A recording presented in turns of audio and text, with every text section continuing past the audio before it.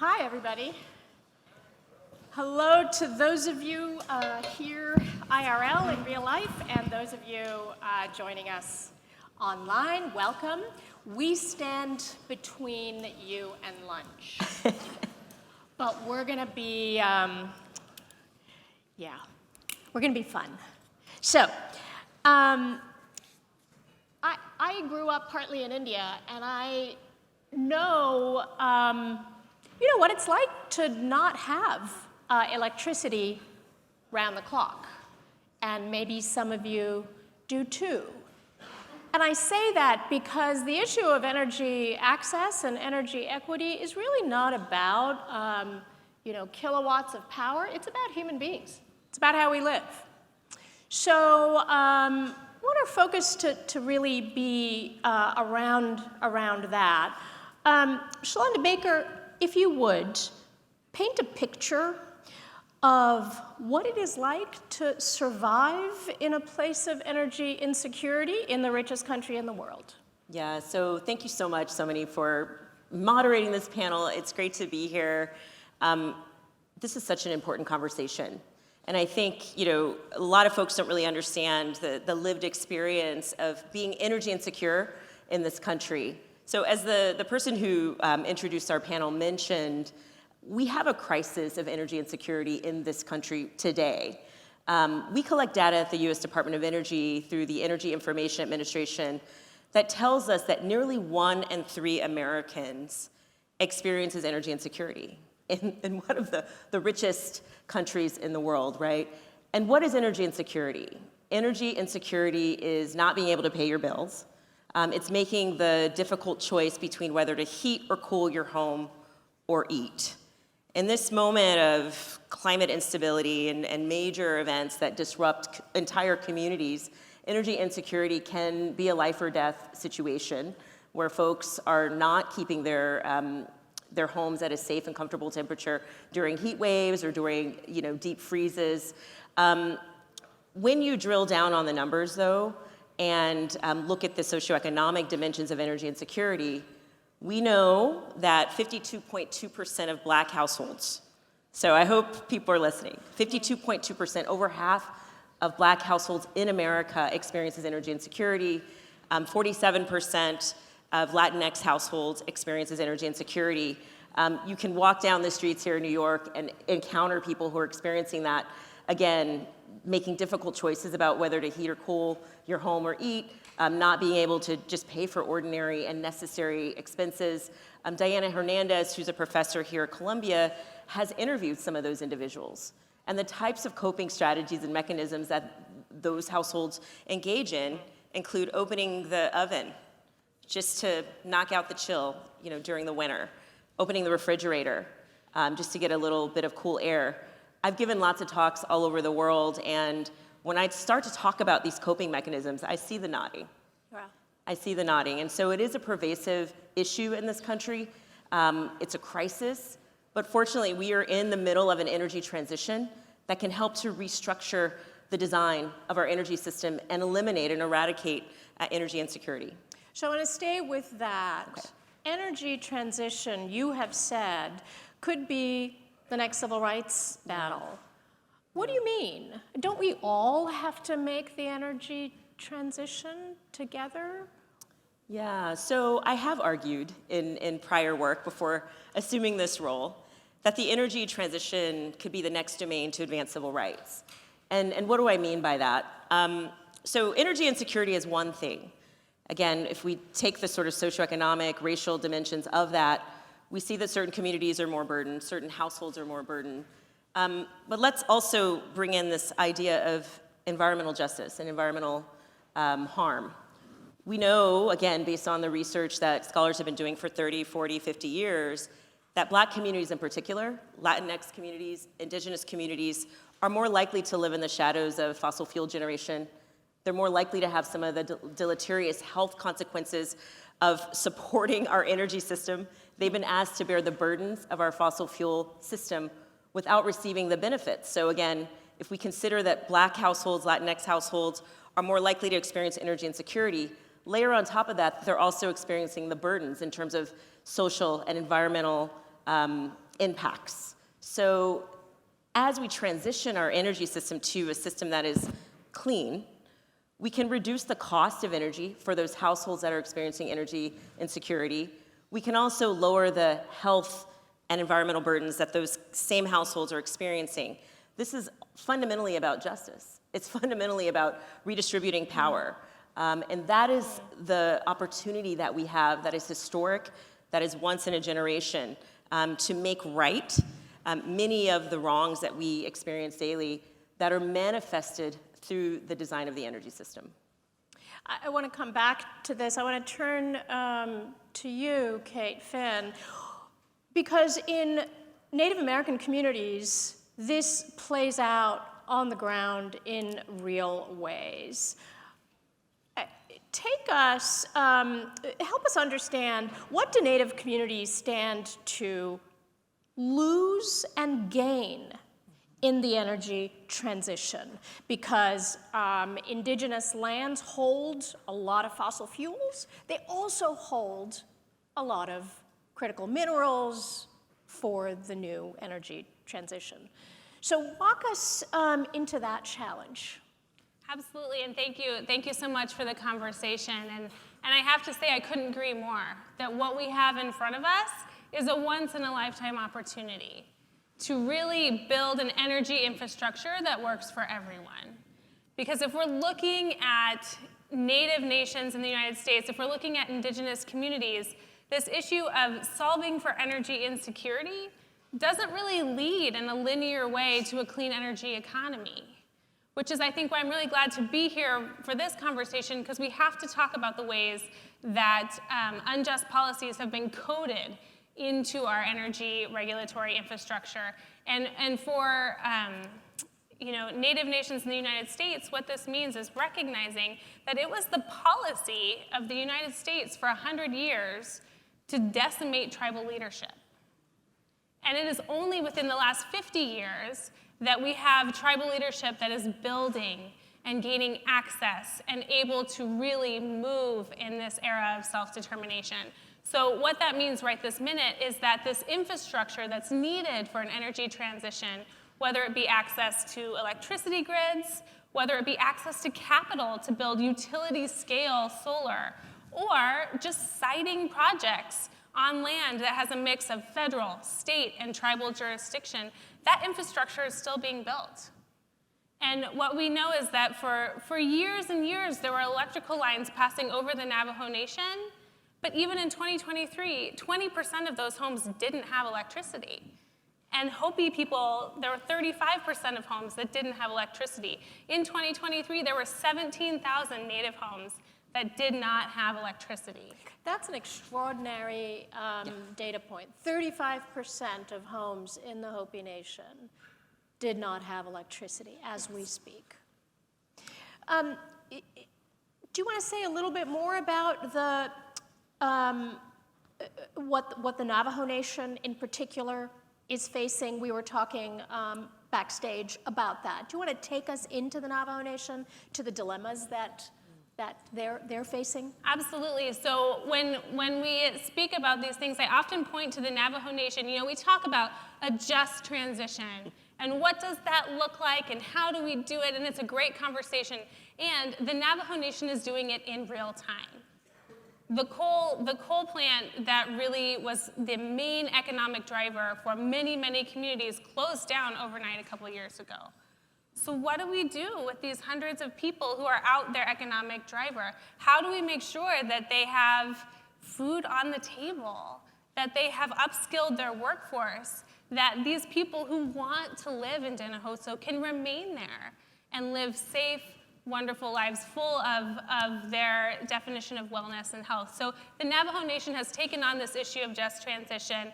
They've worked hard to build their solar infrastructure, to build other kinds of economic drivers, and there's a lot of entrepreneurial efforts coming out of the Navajo Nation.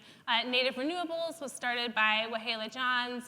We have Navajo Power, which is an incredible utility scale, looking to do utility scale solar on the Navajo Nation, along with other nation level policies that they're doing to sell and buy power there. We've heard the word opportunity a couple of times already in this discussion. Doreen Harris, there is an opportunity, as your fellow panelists have pointed out, but there's a real challenge in doing it in an equitable way. In New York State, there's right now a really robust debate going on about how do you meet the 2030 targets, ambitious 2030 targets, and do it in a way that doesn't raise everyone's electricity bills. Just take us right into that challenge from your vantage point. Sure, yes. I'm certainly here as a proud New Yorker representing our state's clean energy agency, and one of my primary jobs in running that agency is the implementation of New York's climate law, which was signed into law in 2019, but really where we sit today is very much about the implementation of it, i.e. not what the words say on the page, but how does one actually achieve those goals? And one central aspect of New York's climate law, which is, I'd say, largely replicated in the federal context, is a very clear focus. In the federal context, Justice 40. In New York's context, it's really focusing on ensuring that a goal of 40% of our benefits accrue to underserved communities across our state. And so that's like a number in a law. The number is actually 35 with a goal of 40, but how does one set that into action? And how does one do that in light of not only an ever-worsening climate crisis, but to your point, goals that are very, very near term?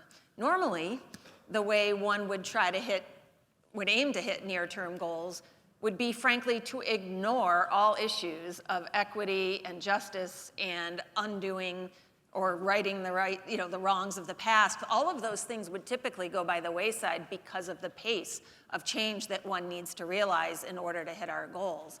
But these laws are central to how we get from here to there. And so in running a clean energy agency, I have got to change the way that we operate at the same time. And I have to change the way that all of these decades of doing things a certain way have to be undone and addressed. And so that amounts to a very cohesive way of doing our work. And I'd say it is central to it to assume that we as the energy agency don't always know the best answer to the questions that we are being asked, and that we need to engage in ways that we typically had not in the past. And that really started not only with our law, but the ways in which we have integrated our work with the voices that have the expertise to ensure that those principles of equity are central to the decisions we make. So it's necessitated a very significant change in the how we do our work. Just to put some numbers on it, the law says 100% zero emissions electricity, energy. That's electricity and heat, right? By 2040, 70% by 2030. That's right around the corner, and we are at around 25% at the moment. That's a big leap that New York State has to make. It certainly is. The pace, the New York's climate law sets goals in 2030, 2040, 2050, all leading toward economy-wide decarbonization. So this means we are getting at every sector of our economy. And to your point, with near-term goals that are coming in the coming single-digit years here. And so the reality on the ground is that when we look at goals like this and we look at the fundamentals of energy burdens, right? Costs, issues of cost, how do we actually undertake this transition in this equitable manner? A couple of things that we've done as a state agency that I think are really central is, one, we have established a presence across our state, literally with community-based organizations who are actually present in those localities and are best able to not only represent the communities that they work within, but also to be, I think, a very useful partner to us in getting more on the ground than we ever would before. We also have begun to compensate these counterparties for their expertise. Because it is indeed expertise. We're an energy agency, right? That's what I do, but I need expertise to help me inform the ways in which we build policies and programs reflective of our law. So we have built an energy equity collaborative to inform us, and we compensate them for their time to help us build these programs in a manner consistent with these principles. I have so many examples, but it is a transition that is so urgent that it is among the top priorities for those very reasons. The Biden administration, of course, is trying to expedite clean energy projects all over the country through the Inflation Reduction Act and the infrastructure law. There's quite a bit of opposition from some Native nations in the Southwest, but not only in the Southwest.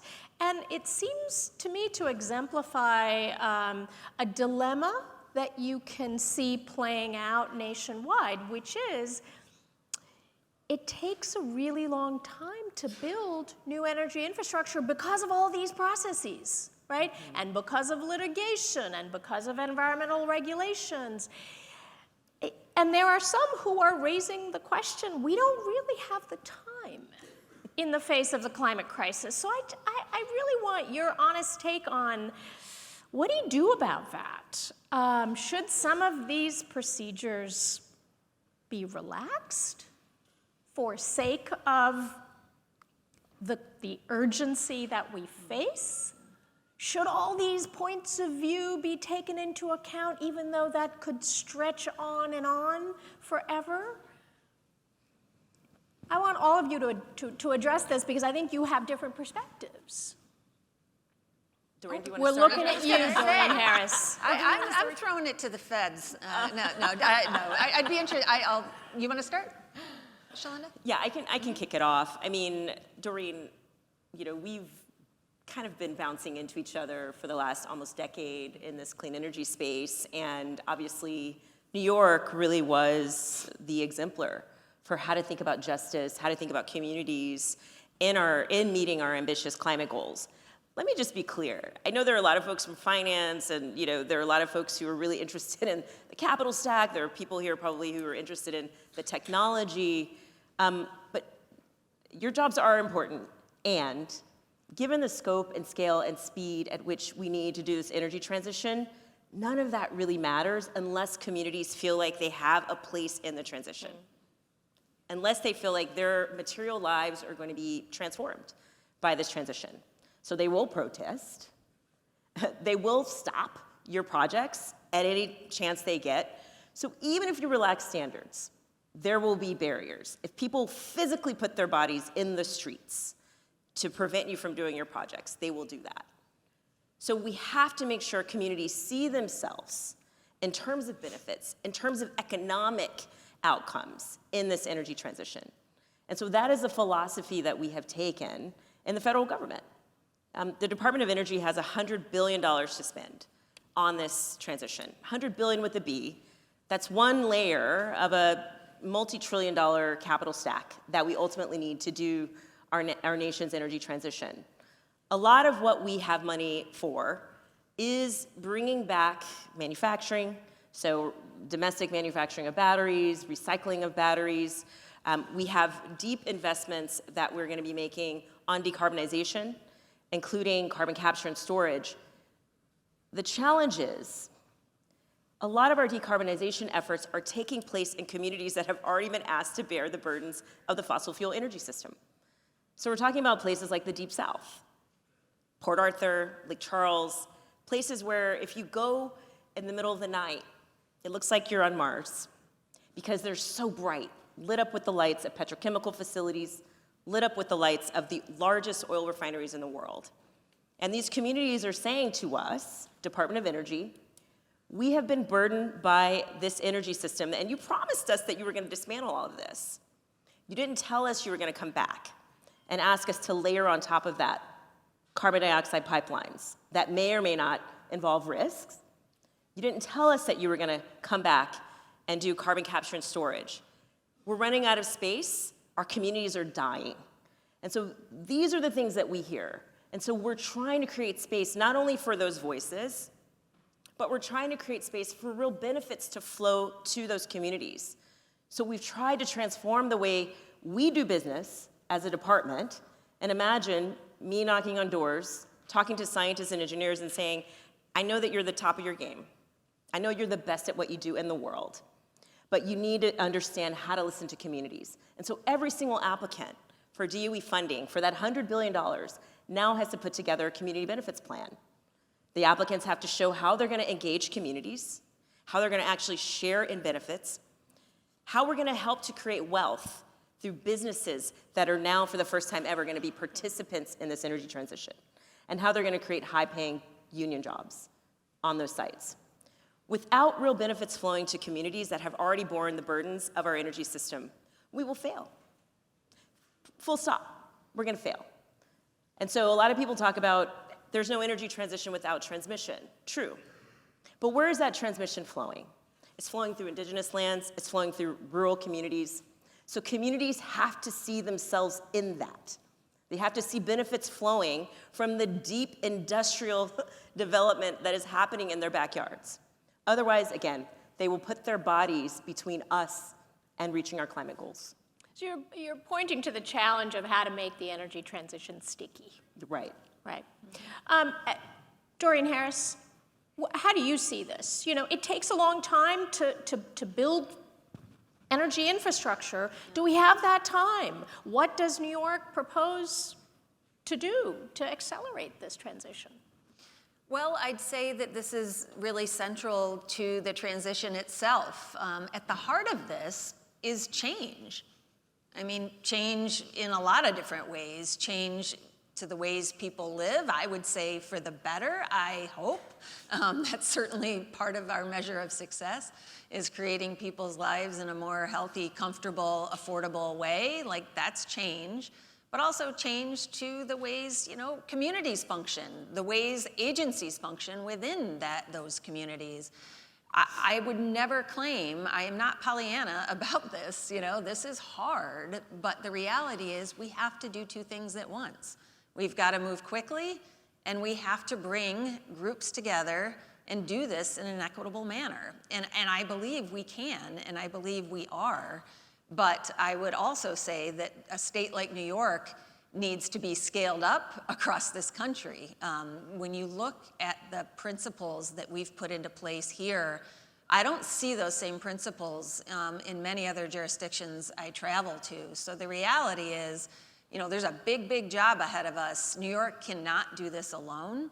But I think a lot of the ways that we have sort of cracked the code is going to be built upon. And so all of the points that Shalanda just made from the federal government's perspective, you know, we're doing all of those things in New York, and we've demonstrated the ways in which an energy agency can operate in a manner that is consistent with those principles by being in these communities, by not claiming we know the answer to the question that we're asking, but by listening and learning together, by building our own capacity through our own lens of equity in order to do so. So again, I am not blindly optimistic about the pace we have to hit, but I think we are clear-eyed about what it will take. Kate Finn, where are you on this dilemma between, you know, the urgency to build stuff quickly and the caution? I think, you know, when we talk about this in Indian country, we often don't talk about energy insecurity, we talk about energy sovereignty. Because energy sovereignty means that tribes are able to deploy their own economic priorities. And we know that as Native nations, their economic priorities encompass social and cultural and environmental priorities as well. So there's multiple parts of this in the United States. You know, 90% of nickel is found on native or within 35 miles of native lands. That's true. And it's physics that the nickel is where the nickel is, right? And also, we know that tribes are looking for more economic drivers in the clean energy transition. How can we build tribal wealth through solar, through renewables, whatever that is? So there's all of this that's involved in an energy sovereignty conversation. And really, the thing that I think when we talk about PACE is that there are solutions on native lands to a lot of the problems that we face. And one of the biggest issues is that of consent. Tribes have not had adequate decision-making power or participation in deals that have been done on their lands in the past. So if we're going to do something different, if we're going to, take up the world on this opportunity to do a just transition, we have to make sure that there is decision-making power and participation. And when we talk about free, prior, and informed consent, as conceived in the UN Declaration on the Rights of Indigenous Peoples, this is not industry jargon. This is a concept that was built by Indigenous peoples for collective decision-making in their own institutions. And so when we talk about there's 574 federally recognized tribes, that's a lot of perspectives. And there's unrecognized tribes, there's ancestral territory. How is business, how is government, how is everyone designing for the consent of tribes? How do we make sure that their decision-making power and participation is a part of that? So when we get to this conversation about community benefit agreements, those can only be built if there's consent. Did the tribe want the project? Where was it sited? How was it sited? How is the labor force being treated?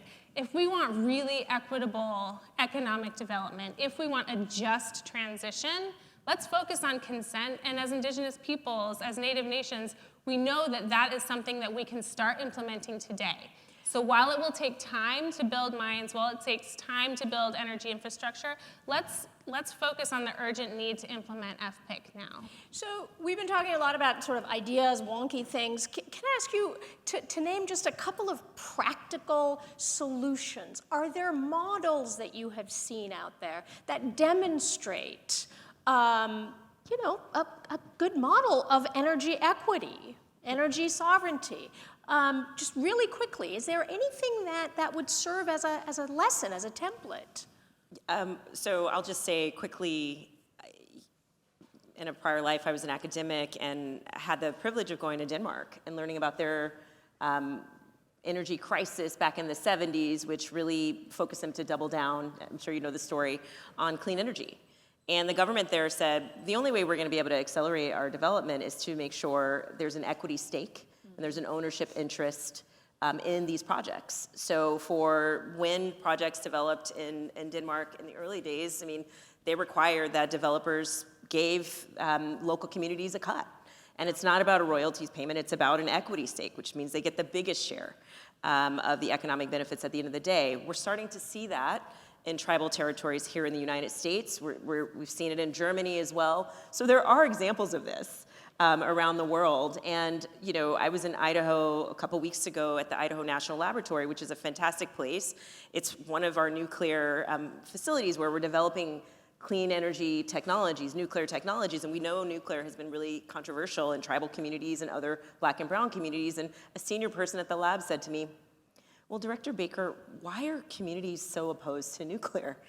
And I said, it's not about the technology. It's about the system through which that technology flows, which is to say, communities know that when there's a question of siting waste, they're going to be on the receiving end of that. They know that they're never likely going to receive the economic benefits of that project. On the other hand, we're also developing fusion technology. We have an opportunity now, as we're developing that, to think about how we bring tribes into the ownership process.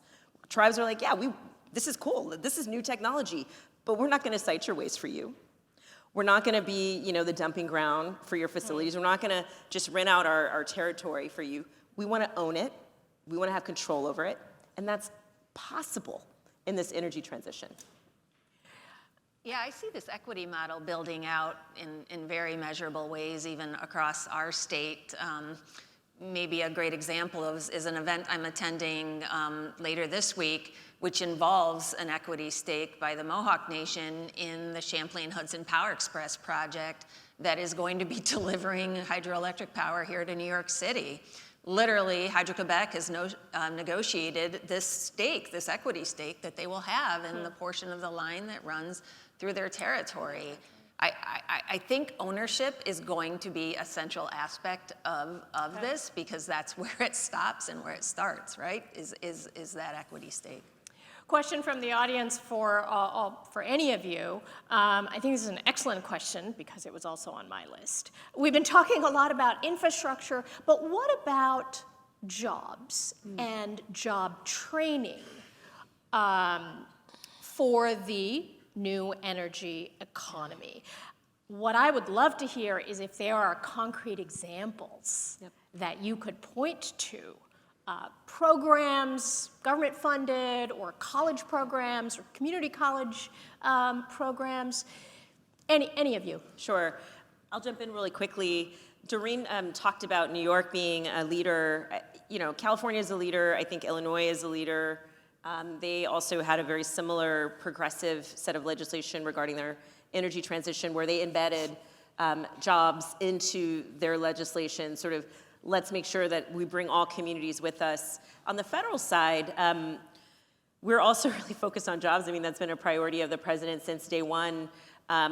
We have embedded that into our community benefits framework, which requires that any applicant also says how they're going to partner with technical colleges, community colleges, et cetera. I mean, the thing that kept me up at night as we were developing community benefits plans and as we were building out our Justice 40 framework was, well, we've been disinvesting in communities for 150 years. You know, the communities that we're saying are now going to be at the table for the first time, creating jobs or getting those jobs, creating new businesses, they don't have the capacity. So I knew we needed to accelerate that. Right now, we're working on the rollout of this thing called the Regional Energy Democracy Initiative in the Gulf South. The Gulf South, again, is ground zero for our fossil fuel architecture. We know we have at least $8 billion of Department of Energy investments going there.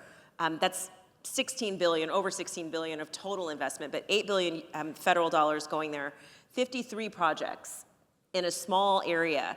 And so the Regional Energy Democracy Initiative is thinking about how to leverage the assets in the region to create new jobs, to train workers, to incubate new businesses, to advise communities on community benefits agreements. That's something that we're incubating now, and we're rolling it out later this spring. So we're focused on the job and the capacity piece as well. Who else wants to jump in on this? I can jump in and say, in a previous iteration in my role as an attorney, I did a lot of negotiations on access to capital. And a lot of the conversations really got down to this space of, it's the tribe's value to hold a certain number of jobs. It's the enterprise's value to hold a certain number of jobs, to hold a certain number of internships, to send some kids to college on this issue. But it's hard when talking always to more traditional-minded private equity and venture, because the goal is to make as much profit as possible. But that's not the tribe's goal. That's not the Native Enterprise's goal. It's the goal to seed the place and to build the place, to upskill all of those people. And so that is a huge issue in terms of the discussions, is really making sure the deal aligns with tribal values. And also, in my work with investors, really looking at how are companies reporting on their procurement policies. Is the indigenous labor force really meeting the goals that they told the tribe in the first deal? Like, what does that labor force look like? What do fair work conditions look like? And really having investors ask those questions, because often companies are not sure how they're exposed to indigenous rights risk. They're not sure how to do due diligence on Native nations. So having investors ask the hard questions to make sure that through line is there all the way through. Question for Shalanda Baker. What are some steps a second Biden administration could take on energy justice? And how could those steps dovetail with the energy transition efforts? We have to build capacity in communities to participate fully in the transition. So I think deeper investments in technical assistance for communities to be at the table as these projects are actually breaking ground. I have to ask you, because you're here, EJ communities, environmental justice communities, really welcomed the administration's pause on new LNG projects. But as some of them have also pointed out, that could be unpaused at any time. And there are now state lawsuits over that pause. What do you say to those EJ communities about their concern? I think, as Secretary Granholm has mentioned, we heard communities. We also have an imperative to fight the climate crisis. And so the pause is very much a derivative of that and those inputs. We're working on a framework that can truly incorporate the cost of those projects. And, you know, we're working as fast as we can to develop a framework that will allow us to evaluate the permitting. So that's what I'll say now. We constantly have our ears to the ground. I hear from communities every single day in this job, and the Secretary is listening as well. So, Last question, lightning round. I want you to answer with one word. When I say 2030, what's the one word that comes to you? Doreen Harris. Building. Kate Finn. Sovereignty. Shalanda Baker. impact. Thank you very much. We are at time. Wow. Thank you for listening.